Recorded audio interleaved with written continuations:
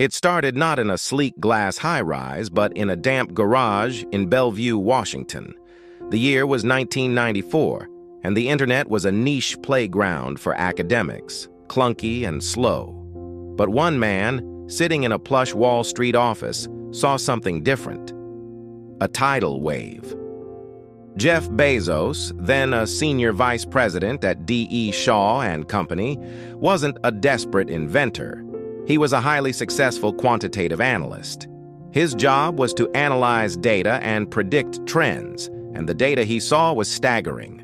Web usage was growing at 2,300% per year. This was a statistical anomaly that demanded action, and Bezos knew he couldn't simply watch from the sidelines.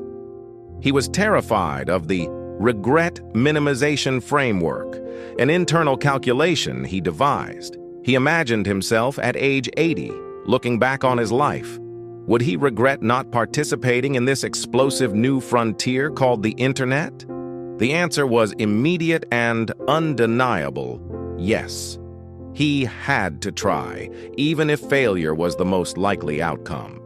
He packed up his life, quitting his lucrative job, and with his wife, Mackenzie, drove across the country toward Seattle. This choice wasn't just geographical. Seattle was a tech hub with a large pool of engineering talent, crucial for the digital backbone he needed to build. Bezos didn't start with books. He started with a list of 20 potential products, including software, office supplies, and music, before finalizing his decision. But books were the strategic wedge, the product that fit the nascent logistics of the early web perfectly. This garage was the humble ground zero of the everything store. Jeff Bezos didn't choose books because he was a frustrated librarian or even a passionate bibliophile. He chose them because he was a cold-blooded logician. In the mid-90s, the information superhighway was a chaotic frontier, and Bezos needed a product that was physically resilient, easy to categorize, and, most importantly, impossible for a physical store to fully stock. While a massive Barnes & Noble might carry 150,000 titles, the world of published books contained millions. Bezos realized that in the digital world, shelf space was infinite.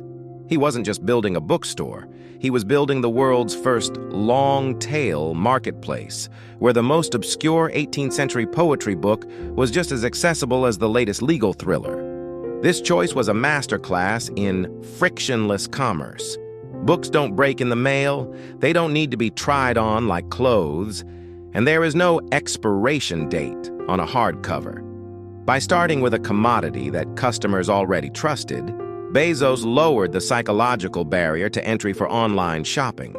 In 1995, people were terrified of putting their credit card numbers into a web browser.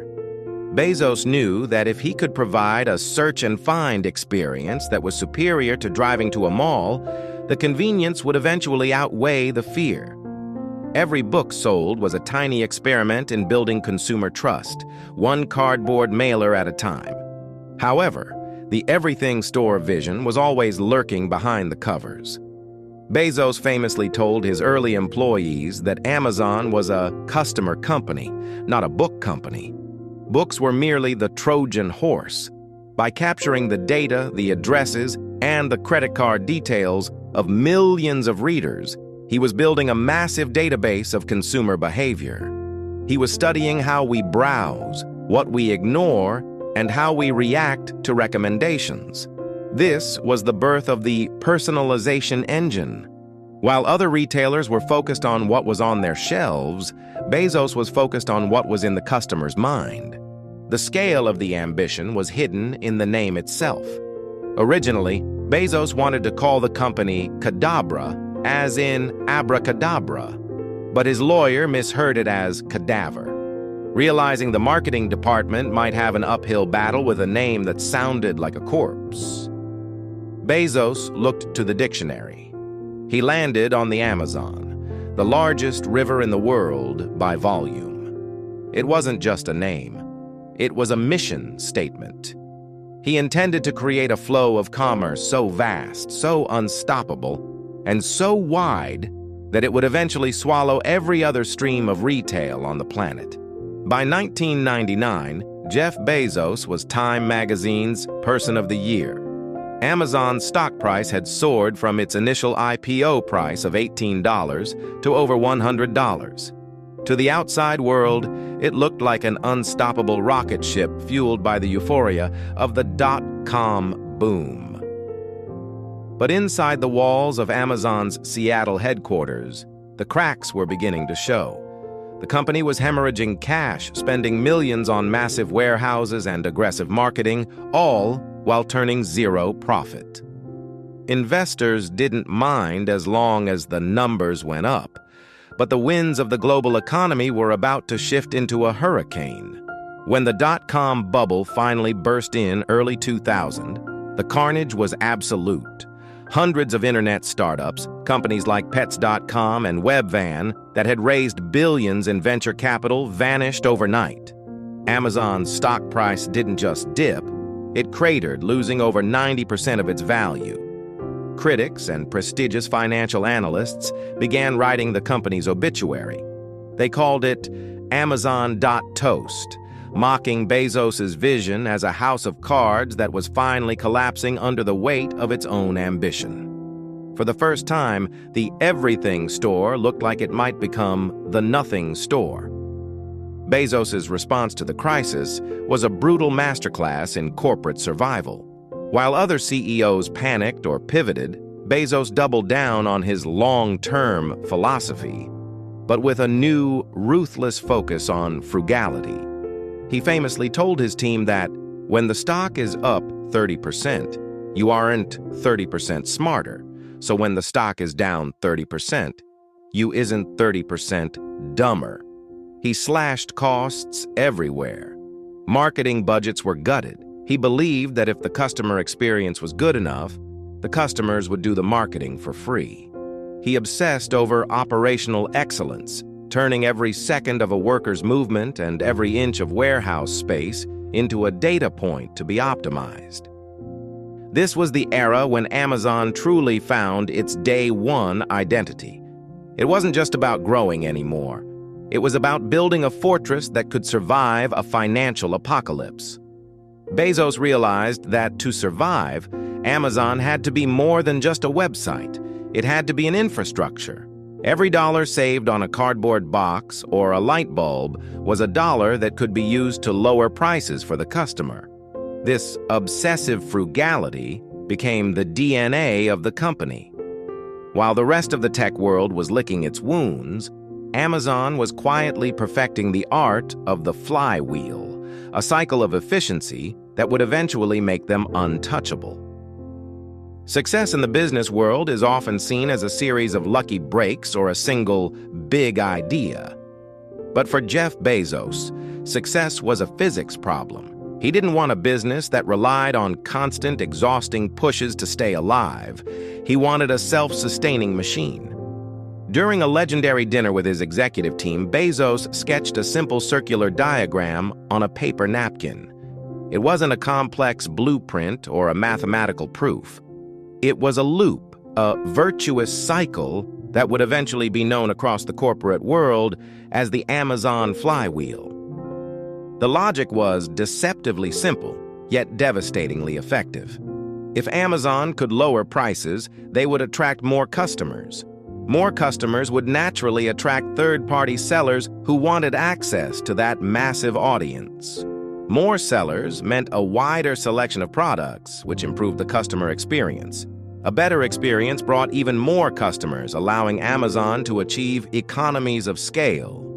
This scale allowed them to lower their shipping and warehouse costs even further, which, in a move that terrified competitors, Amazon would then pass back to the customer in the form of even lower prices. Most companies take their profits and give them to shareholders or buy yachts for their CEOs. Bezos did the opposite. He took every spare cent of profit and poured it back into the flywheel. This is why, for nearly 2 decades, Amazon reported almost no profit on its balance sheets despite generating billions in revenue. To Wall Street, it looked like a failure. To Bezos, it was fuel. He was building a moat so wide that no traditional retailer could ever cross it. While Sears and Kmart were trying to protect their profit margins, Amazon was intentionally destroying its own margins to gain market share. The flywheel meant that Amazon didn't have to sell products in the traditional sense. They just had to keep the wheels spinning. Every time you bought a pack of batteries or a new pair of shoes, you were adding a tiny bit of momentum to a machine that was becoming heavy enough to crush entire industries. It turned Amazon from a bookstore into an everything store, and eventually into an everything company. The beauty of the flywheel was that once it reached a certain speed, it no longer required Jeff Bezos to push it. It became a force of nature, powered by the very customers it served. In 2004, Amazon was successful, but it had a massive problem. Shipping costs were the conversion killer. A customer would fill their cart with $50 worth of items, see a $9 shipping charge at checkout, and promptly abandon the purchase. Jeff Bezos realized that as long as customers had to do math every time they shopped, Amazon would never truly own their daily habits. He wanted to make shipping invisible. The solution was a project so radical, so financially risky, and so counterintuitive that his own CFO reportedly told him it would bankrupt the company. It was called Project Amazon Prime. The idea was simple. For a flat annual fee of $79, customers would get free 2-day shipping on every single order, no matter how small. On paper, it was a mathematical nightmare. If a customer ordered a $5 box of crackers every week, Amazon would lose hundreds of dollars a year in shipping costs on that one person alone. But Bezos wasn't looking at the shipping manifest. He was looking at the human brain. He understood the sunk cost fallacy. Once a person pays $79 up front for a club membership, they feel a subconscious urge to get their money's worth. They stop comparing prices with Walmart or Target because they've already prepaid for the convenience of Amazon. When Prime launched in February 2005, the results were instantaneous and terrifying for the rest of retail. Prime members didn't just shop more, they shopped differently. They stopped waiting until they had a full list to go to the store. If they ran out of light bulbs, they ordered them on Amazon. If they needed a single birthday card, they ordered it on Amazon. The 2-day promise fundamentally rewired the human expectation of time. Amazon wasn't just competing on price anymore, they were competing on impulse. They had successfully turned shopping into a background task of daily life, as seamless as turning on a faucet. But Prime was more than just shipping. It was a data trap. By tracking exactly what Prime members bought with such high frequency, Amazon gained a godlike view of the global supply chain. They knew what was trending before the manufacturers did. This data allowed them to build their own private label brands like Amazon Basics, effectively competing against the very sellers on their platform. The $79 gamble didn't just create loyal customers, it created a captive audience of millions who were now emotionally and financially tethered to the Amazon ecosystem. The everything store had finally found its everything customer.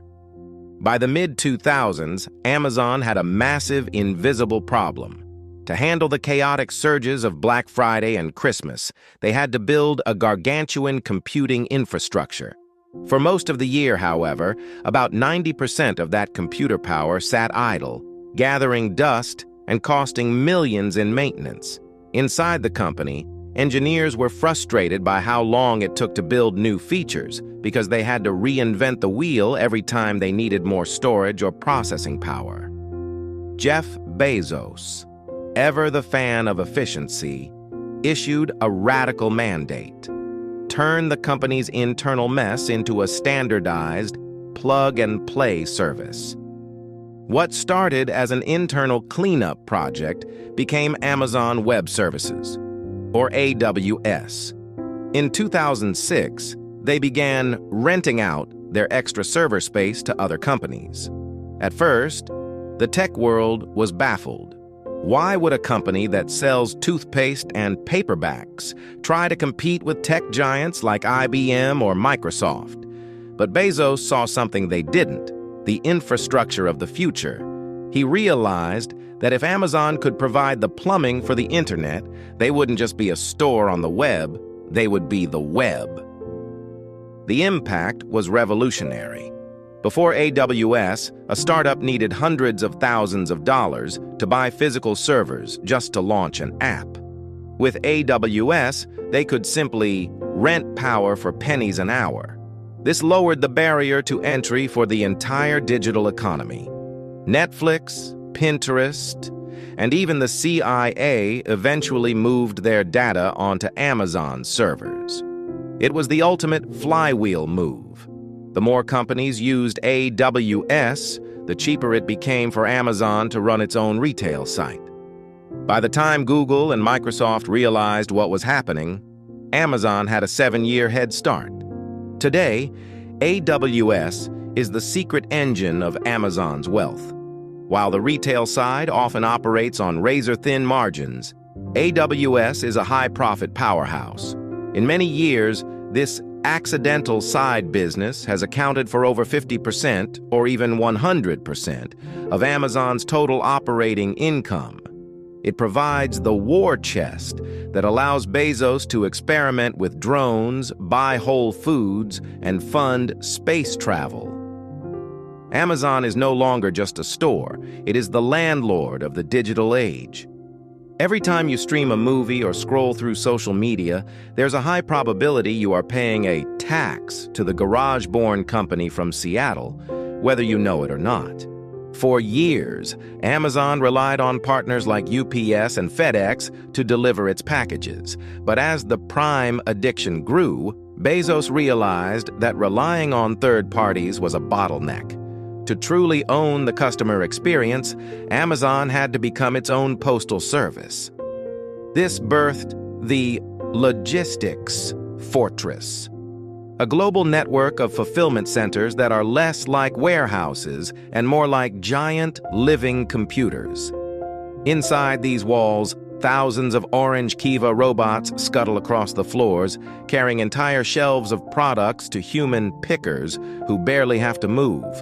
It is a masterpiece of industrial engineering where a package can be ordered, picked, packed, and put on a truck in less than 15 minutes. But the fortress doesn't stop at the warehouse doors.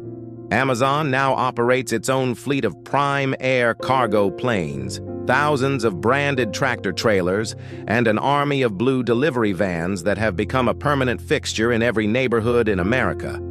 They are solving the last mile problem, the most expensive and difficult part of shipping, by turning every suburban street into an Amazon artery. By controlling the entire journey from the factory floor to your front porch, Amazon has effectively insulated itself from the rising costs of the traditional shipping industry. They aren't just a retailer, they are a global, heavy infrastructure power. While the robots handle the boxes, a different kind of machine handles your mind. This is the data empire. Every click you make, every second you linger on a product image, and every item you add to a wish list is fed into an algorithm that knows you better than your own family might. This data allows Amazon to practice anticipatory shipping, a patented process where they move products to a warehouse near you before you've even bought them, simply because the data says you likely will. When you see, people who bought this also bought, you aren't seeing a suggestion. You're seeing a mathematical certainty. This data is the ultimate competitive advantage. It allowed Amazon to launch Amazon Basics, identifying high-volume, low-complexity products like batteries or charging cables, and creating their own versions to undercut the very sellers who use their platform. It's a controversial God view of the marketplace that has drawn the eyes of antitrust regulators worldwide. But for the consumer, the result is a level of frictionless living that was unimaginable 20 years ago. Amazon has moved beyond being a store. It has become a utility for modern life, as essential and invisible as the electricity in your walls or the water in your pipes. From a garage in Bellevue to the edge of space, the story of Amazon is the story of day one. It is a reminder that in the digital age, scale is the only true defense and the customer's convenience is the ultimate prize. Whether Amazon is a miracle of modern efficiency or a monopolistic force is still being debated. But one thing is certain: we are all living in the world that Jeff Bezos built. Building the everything store didn't happen overnight. It was the result of a relentless day one mentality and a flywheel that never stops spinning. Here on this channel, we're building our own flywheel of deep dive documentaries, and you are the most important part of that cycle. If you found value in this deep dive into the Amazon empire, do us a favor and hit that like button. It tells the algorithm that this kind of high-level research matters, and it helps us keep the lights on for the next story. And if you don't want to miss our next investigation, where we'll be breaking down the rise and fall of other tech titans, make sure to subscribe and turn on notifications. We have a lot more day one stories to tell, and we want you there when the next one drops. Thanks for watching, and we'll see you in the next one.